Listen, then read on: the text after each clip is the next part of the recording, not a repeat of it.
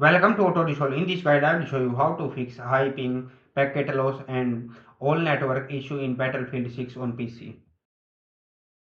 Fix 1. Restart network in game Step 1.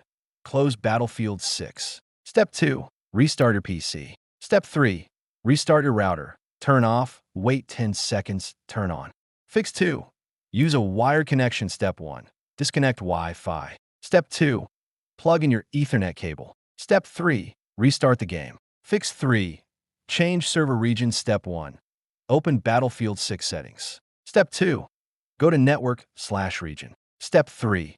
Select the closest server to your location. Fix 4. Disable background usage. Step 1.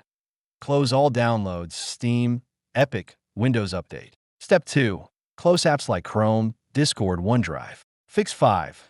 Flush DNS. Step 1. Press 1 plus R, type CMD, hit Enter. Step 2. Type IP protocol configuration /flushed and enter. Step 3. Restart the PC. Fix 6. Enable game mode and high priority. Step 1. Go to Settings, Gaming, Game Mode, turn on. Step 2. Open Task Manager, right? Click Battlefield 6. Step 3. Set priority to high.